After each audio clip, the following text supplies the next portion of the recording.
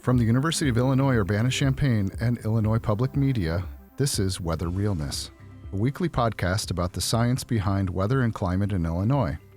I'm your host, Steve Nesbitt, in for Maddie Stover this week. I'm the head of the Department of Climate, Meteorology, and Atmospheric Sciences at the University of Illinois Urbana-Champaign. On Tuesday, October 28th, Category 5 Hurricane Melissa made landfall in Jamaica, and on Wednesday, October 29th, it made landfall in Cuba and then the Bahamas. People across the Northern Caribbean are digging out from the destruction caused by Hurricane Melissa as deaths from the storm have climbed. Emergency relief flights began landing at Jamaica's main international airport as crews worked to reach communities still isolated after they were directly hit by the Category 5 storm. Tremendous, unprecedented devastation of infrastructure, Preliminarily, Melissa tied the record for the lowest pressure at landfall in the North Atlantic Basin, with a minimum central pressure of 892 hectopascals, although we're still looking at the impacts that Melissa had as information becomes available. Regardless, Melissa was a strong and devastating storm for portions of the Caribbean. But we were able to reach Elaine Bradley. She's president of the local Chamber of Commerce in Negril. So it just carried on right through the night. It was howling, the water pouring in. It was in a movie, really. What about your neighbors? My neighbor, his roof went. They were outside their veranda. I'm literally videoing my roof that's blowing away. To talk more about Hurricane Melissa, we are joined by Deanna Hence and Jeff Frame, professors in the Department of Climate, Meteorology, and Atmospheric Sciences at the University of Illinois. Welcome, Deanna and Jeff, and thank you for joining us. Thank you for having me. Thank you, Steve. It's great to be back. So, Jeff, can you walk us through the timeline of Hurricane Melissa's development? Sure. Hurricane Melissa, like a lot of hurricanes in the Atlantic, developed from what we call a tropical wave. That is a cluster of thunderstorms that moves westward off the continent of Africa into the Atlantic Ocean. Now, the wave that became Melissa didn't develop immediately like some storms do, but rather it tracked across the Atlantic for over a week. And it wasn't until Tuesday, October 21st, when it was named Tropical Storm Melissa in the eastern Caribbean Sea. This storm was battling somewhat of a hostile environment at the outset, with some mid-level dry air evaporating some of the cloud cover, and also strong wind shear, or strong winds aloft that tend to rip tropical cyclones apart.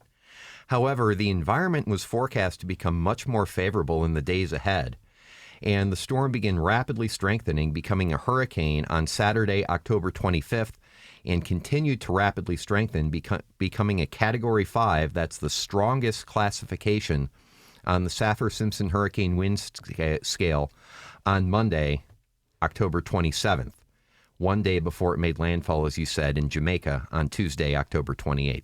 So, Deanna, what made this storm so powerful? Well, hurricanes rely upon a few different factors to be able to organize themselves into these powerful wind and rain generating systems. The first is that they rely on warm ocean water, both at the surface, but also down into the depths.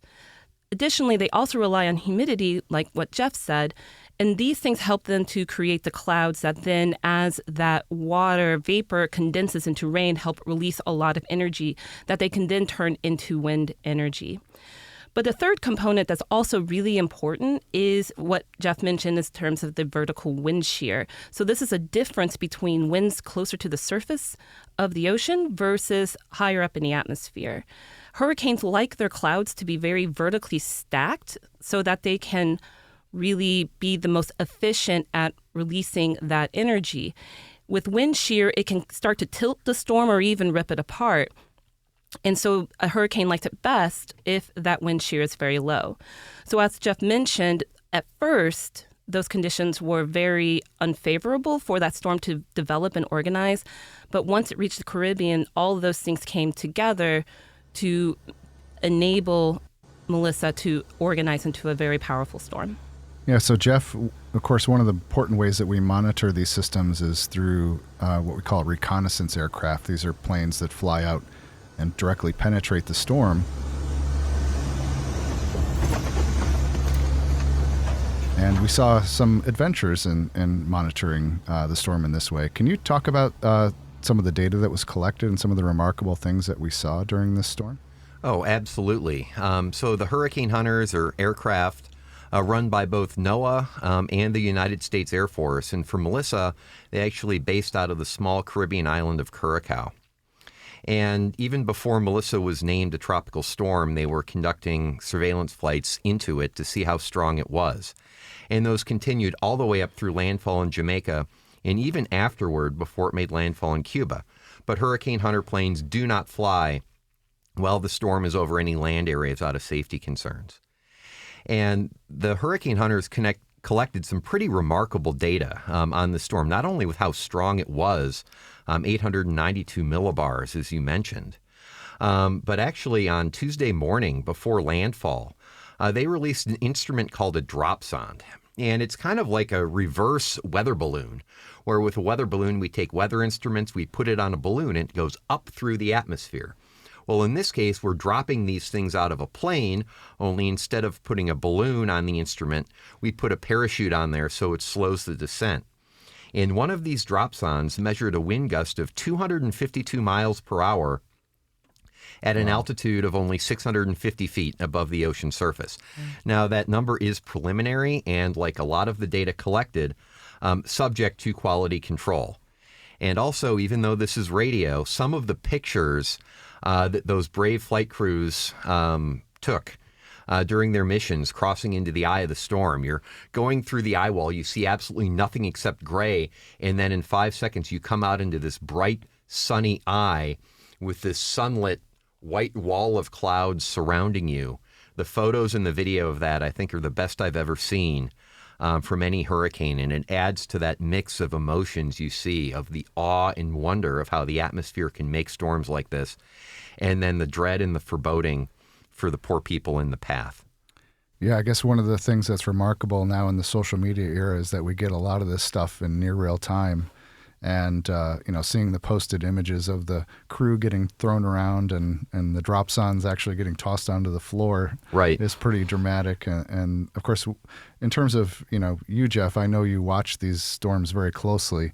What was your reaction and your feeling when you saw that 252 gust? Wow. I mean, I had to be floored by that because you've never seen a gust anywhere close to that strong. Now, Melissa was not measured as having sustained winds of 252 miles an hour. That's a 1 second gust.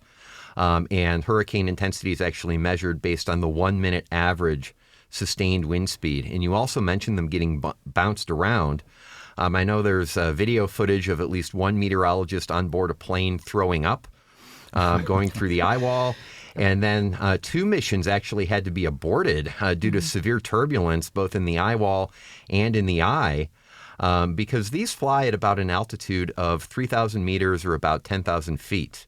Getting any lower than that, the winds are actually a bit stronger in hurricanes, and it won't take much to have an adverse event down on the ocean surface. One thing that's really interesting about doing hurricane flights is, I get asked a lot in my experience with doing it, is you have to keep in mind that the plane is largely either going directly with or against the wind. And hurricanes, most of their violence is in that horizontal wind flow. So as long as you're going along with it, there's not that big of a deal. Typically, when a hurricane has a really balanced, really well-organized flow, it doesn't have a lot of turbulence in vertical, which is what we experience as turbulence. But when a storm is undergoing something like a rapid intensification, that flow becomes more unbalanced and you start to see a lot more of those intense vertical motions. And that is the kind of turbulence that you tend to see. And those are the kinds of incidents that send a flight crew back to base because the plane has been overstressed. And of course, when you're going through the eye wall, you're also experiencing a good amount of crosswinds there as well. Yeah. It's an intense experience doing a eye wall penetration for sure. But it's kind of fun too. Yeah, I can imagine in a meteorologist type of way for sure. So Deanna, we know that the Caribbean gets a lot of these storms, and it's one of the more common places that get struck by these types of storms. But how resilient are the communities in, say, Jamaica, Haiti, and Cuba that experience a lot of the damage here to these types of events? Well, when we think about how we define resilience, we're typically thinking about 3 things. There's the resilience of the environment to be able to bounce back. And so, for example, if you have pollution that's released in terms of the flooding or things like that, that can damage something ecologically. So that's one thing we think about. The second is the infrastructure that may be damaged by the storm. And so this could be roads, bridges, airports, water systems, all those types of things that we rely upon. And the third thing is the social organization. And so that's going to be getting people out of harm's way, providing them services after the fact. And the reality is that all of the nations in the Caribbean vary wildly in terms of those three factors. And so, for example, with Cuba, Cuba has a very well-organized system of evacuating people and also providing for social services. And so even though their infrastructure may be a bit weaker, they have the social organization to help get people out of harm's way. And then Haiti, on the flip side, especially given a lot of its more social stress that it's been undergoing politically and economically, tends to be quite a bit lower on the resilience side of things, exactly because a lot of the social organization and the infrastructure as well haven't been able to keep up with some of the damage that it's experienced, both from hurricanes and other natural hazards over a recent decade. Jamaica's about in the middle between the two, in where they have a fair amount of economic resources and pretty solid infrastructure, but there's also a wide disparity in the kind of resilience that the communities face, either owing to their economic situation or the type of infrastructure that they have. And so there's some pretty significant disparities on the island. Yeah, to put that in perspective, they still don't have the final death toll for Melissa, but it's at least 75. And right now, 34 of those confirmed in Haiti and 35 in Jamaica. And Jamaica had it far worse in terms of direct impacts from Melissa than Haiti did.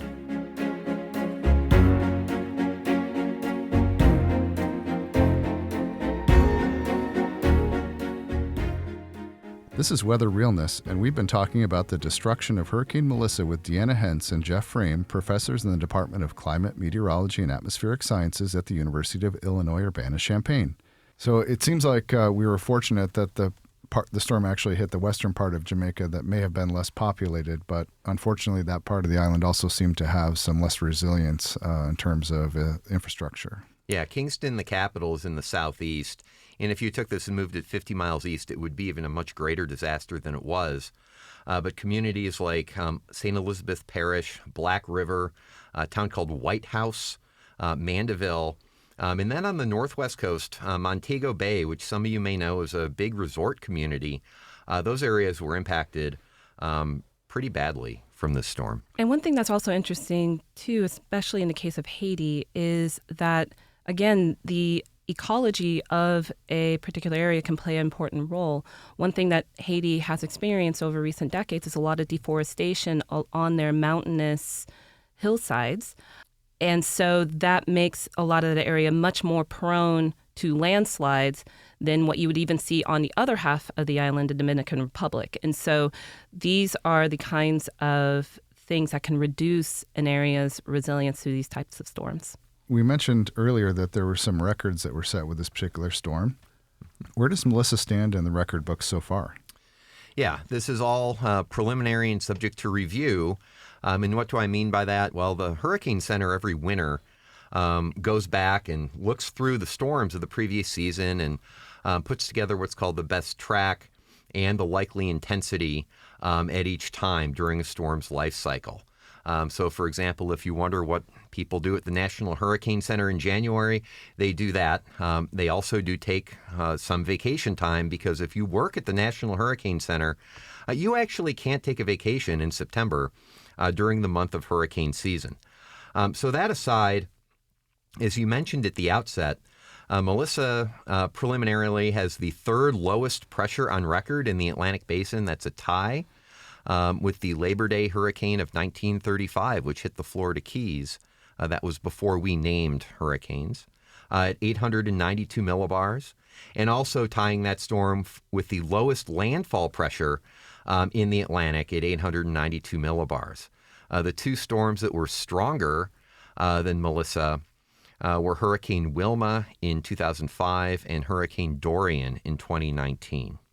So, Deanna, what would it have been like to experience the storm in western Jamaica? One thing that's really important to keep in mind is that these storms are hundreds of kilometers wide. And so you see this steady ramp up over a long period of time of increasing in both the rainfall and an increase in the winds. And that increase in the winds can also come with increases in storm surge as well. But one thing that was really interesting and particularly devastating about Hurricane Melissa is that Hurricane Melissa was also incredibly slow moving.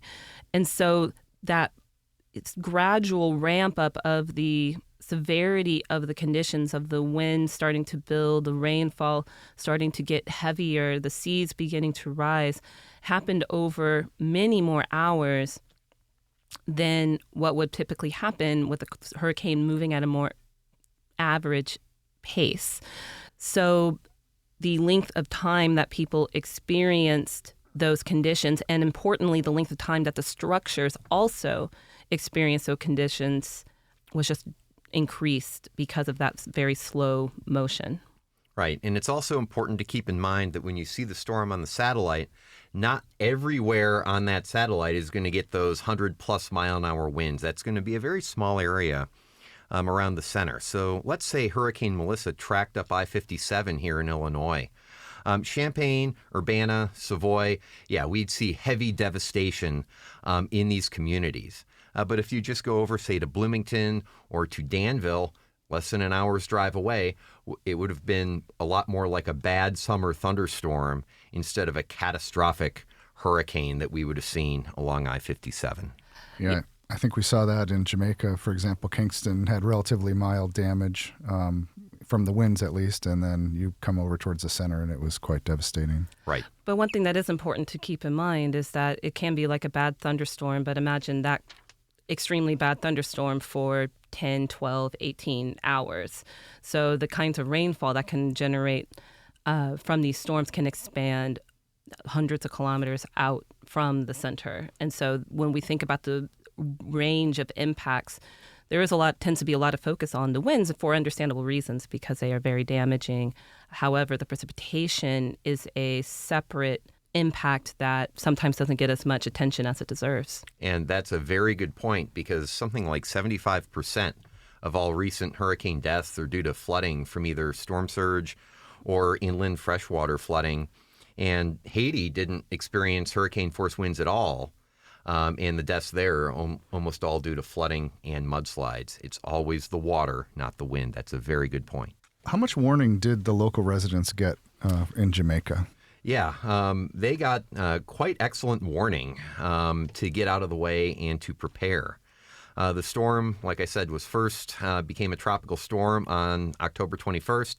That same day, a hurricane watch was issued for part of Haiti. And then a hurricane watch was issued for Jamaica on October 23rd. That's 4 days before landfall. And then that was upgraded to a hurricane warning on October 24th, 3 days before landfall. And similarly, Cuba and the Bahamas and Bermuda, which got sideswiped, also saw warnings out 2 to 3 days before the storm arrived. Yeah, initially there was some disagreement amongst the models. There were some that were taking it further towards the east, and then there was another group of models which increasingly became favored and then finally converged on that. So in some cases, this was a little bit of a tricky storm because it kind of made a 90-degree turn in the middle of its track. But overall, it seems like the National Hurricane Center was on top of that information. Yeah, it was a tricky track forecast.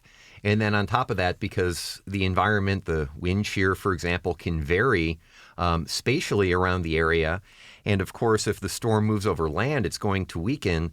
It's one of those things where the intensity forecast also depends on the track. And I guess one silver lining, too, is that a couple models were showing the storm stalling just off the coast of Jamaica, which in terms of flooding would have been absolutely catastrophic. It was bad enough as it was, but the storm, fortunately, when it did the little stall before landfall, was 100 or so miles south of the island. That's one thing that's really worth pointing out here is that when we see these projections of where these storms are likely to go, graphic that's known as the cone of uncertainty. That's only telling you where they think the center of the storm is going to go and how big the area of that cone around the center forecasted track is a way of trying to represent how much certainty there is in the track's likely path. And so when it's really small and narrow, that means that there's a higher level of certainty around that forecast. If it's wider, then there's more uncertainty about where the storm was to go. And at the time before Melissa made landfall, there's pretty much a circle around the storm's location because the uncertainty at that time was very high.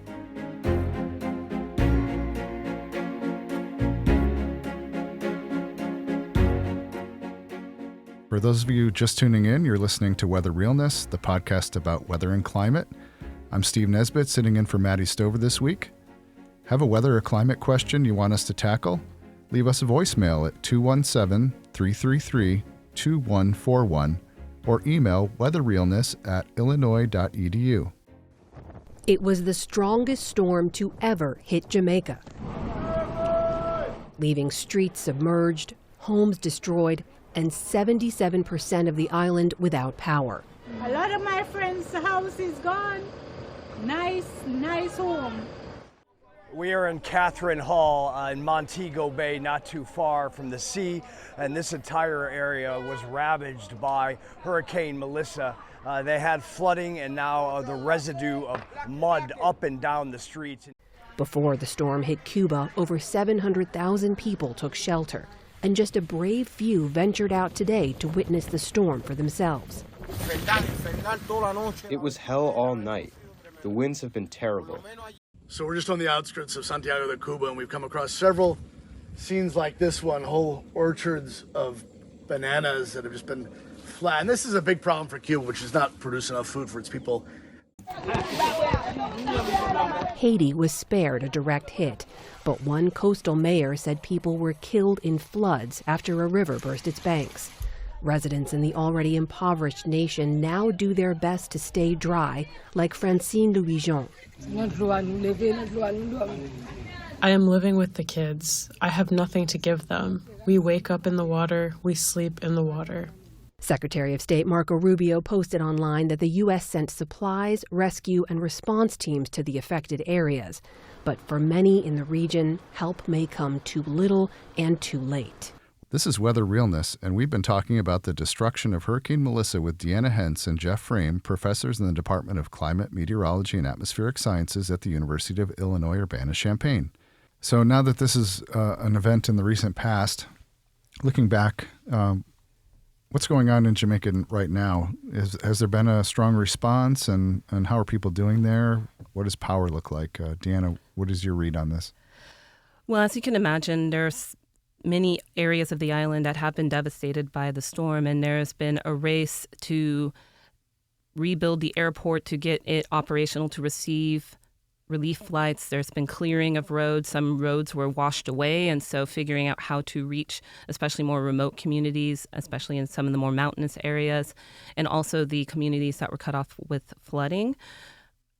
As I am able to find information about what's going on right now, it seems like the power outages, which was originally somewhere between 70 and 80% of the island was without power, that's now reduced to about less than 50%. But I imagine that is highly variable depending on where you are within the island. There have been a lot of reports of people feeling fairly desperate in terms of searching for food, clean water, and other necessities. And so there has been attempts to get relief into these various areas, but that's going to be determined in coming days in terms of getting roads open, getting things airlifted in, these kinds of operations. That's being coordinated by numerous agencies, both within Jamaica and also through the international community. Yeah, I think one of the things we saw even in Florida with Hurricane Milton is that even if the power comes on, you have to have a structure that's able to accept that power. And sometimes that can drag on for getting inspections and equipment and materials for weeks and weeks. Mm-hmm. And in extreme cases like Hurricane Maria, I mean, some places it took a year to even get power restored. And so that can be a big challenge for local residents. Jeff, what about the international response in terms of financial aid? Yeah, the United States Department of State has launched an official disaster response, so we're sending some aid and some ships and supplies to the agency through the U.S. federal government. Many other nations are as well around Latin America and Europe and elsewhere. Also, numerous charities and other non-governmental organizations are deploying folks to the island now that the Kingston airport's been taking flights now for several days. The Montego Bay airport was quite a bit more badly damaged up on the northwest side of the island. And as these teams get in there, I heard one of the first convoys of relief going into the hardest hit areas was averaging 1 mile per hour because they were literally having to take chainsaws and cut their way through downed trees that were clogging roads and highways, to say nothing of the ones that were washed out. And Jamaica, just last year, and this is the first time in history that a Caribbean country has done this, they took out a $150 million catastrophe bond. So you can think of that as like insurance, where they pay so much for this bond, and then if the criteria to pay the bond hits, they get $150 million. And that was financed through the private company Aon and also the World Bank. And the criterion for the bond to pay was to have a hurricane make landfall in Jamaica with a pressure below 900 millibars, which Melissa almost certainly was. And the first payment on that is due in about a month. So that's some pressure on making sure that their finances are resilient, which is probably not what they want to be worried about right now. But right. And it's in contrast to a place like the United States where Florida gets hit, right? That's still a very small part of the United States because it's such a big country. Whereas here, you're talking about, serious impacts in 25 or more % of the land area. If you compare that to the United States, I mean, that would be huge, just massive. And fortunately, storms like that are just not that big geographically. To you both, looking ahead, what does the rebuilding process look like for Jamaica at this point? It's going to be a combination of several factors. As we mentioned, getting a lot of the critical infrastructure back online to just even get materials, resources to the people and the places that have been affected is going to take several weeks or months or sometimes years, depending on both the level of damage and also the remoteness of the infrastructure that's involved. Then there's also the process of rebuilding back some of the elements of the economy that have been hit. And so one thing that's an interesting impact that I read about was that this was the time of year that some of the harvest for the winter tourism season was due to happen. And a lot of those crops were lost. And so this is going to be a significant impact for Jamaica's agricultural community, and that is one of their biggest economic activities outside of tourism and mining. This is not just a one crop loss situation. There's also things like contamination of soil or water. There's various things that have to be rebuilt. And so this is typically a very long, multi-year process in terms of getting everything back online to where people can resume the activities that they're used to be able to do. Jeff, right. Anything to add? Yeah, and if you want to help out, best way is to either find a legitimate charity here based in the United States, or the government of Jamaica has actually set up an official website to donate. That website is supportjamaica.gov.jm. Now, right after the storm hit, there were unfortunately some fraudsters who registered scam websites, but most of those now have been taken down and actually redirect to that official website.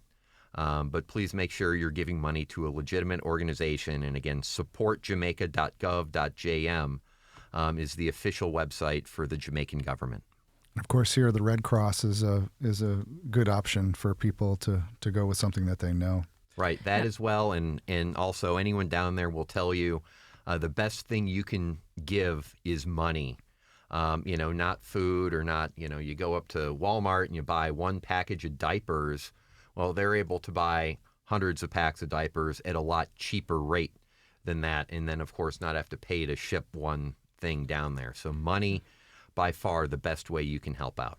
Yeah, this is actually something that's really interesting. And we've seen this within hurricane responses here in this country, where sometimes relief organizations get flooded with in-kind donations of things like food, diapers, etc. But all of those things require storage. They require the logistics of distributing that. And they have a much easier time organizing that themselves than having to deal with, the thousands of small shipments. And so, as mentioned, the Red Cross is a good organization, and I'm looking at the supportjamaica.gov.jam website right now. The Salvation Army is also listed at that, and those are just a couple of maybe more familiar for Americans charities that are involved in this relief effort, and there's several others as well. So again, reiterating that it's really important to contribute to legitimate charities in these situations, because unfortunately scams do have a tendency to pop up in the wake of these types of events.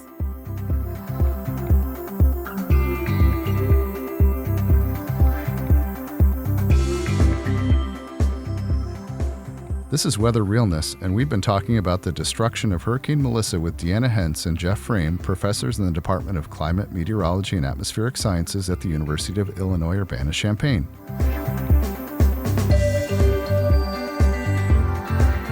So I think we'll wrap up here with the million-dollar question. A lot of people are interested in understanding how climate change impacts hurricanes. And there's a lot of layers to this question, and we'll try to peel back a few of them here today. But what can you say, Jeff, from a meteorologist's perspective about how climate change impacted Melissa?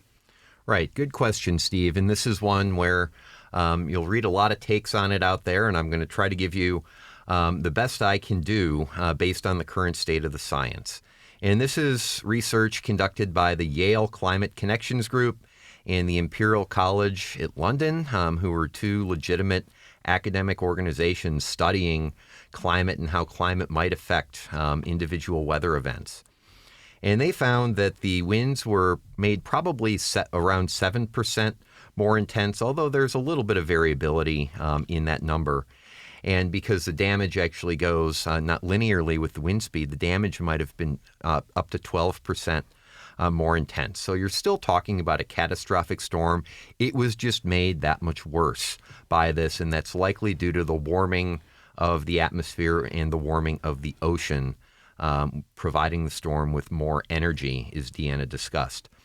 Now, some of the headlines out there you have to be a little careful with. For example, I saw one today. Climate change made Melissa 4 times more likely. Now, I think what that means is it made a storm of Melissa's intensity 4 times more likely to hit. Did it make a hurricane 4 times more likely to hit Jamaica in the month of October? Absolutely not. Climate change doesn't cause hurricanes. It doesn't cause disasters. What it does is it influences the background state of the atmosphere, making things more or less likely, making storms stronger or maybe sometimes weaker. Deanna, we've heard in previous episodes that climate change and global warming increases the amount of water vapor that the atmosphere can hold. We've been told that about 7% more water vapor per degree Celsius of warming is what we can expect.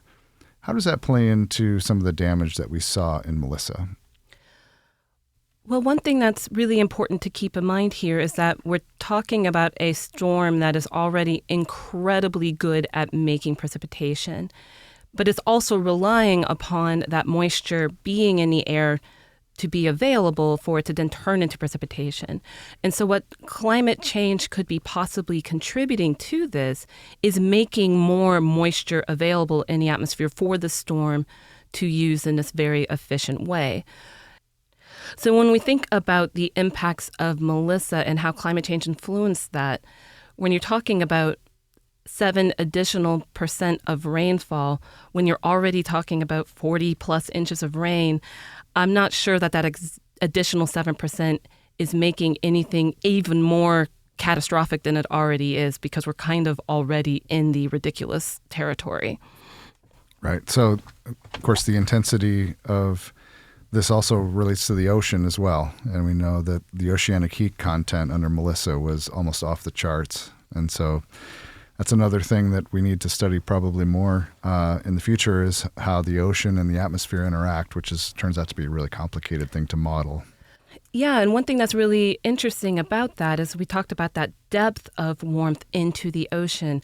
One reason why this is interestingly important in Melissa is because Melissa was so slow moving.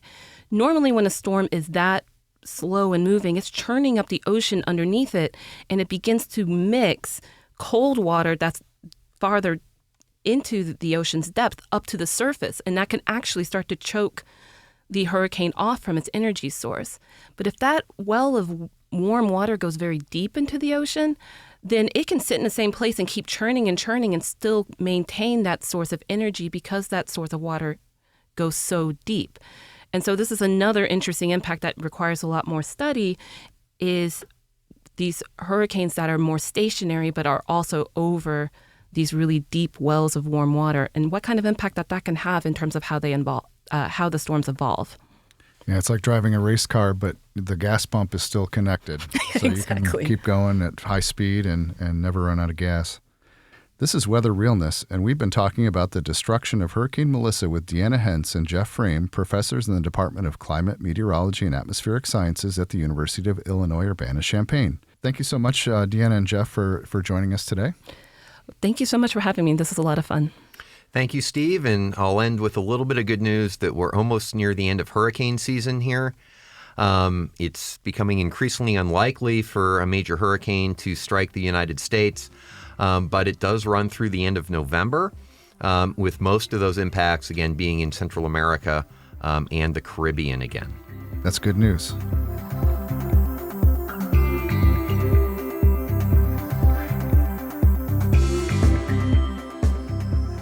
For those of you just tuning in, you're listening to Weather Realness, the podcast about weather and climate.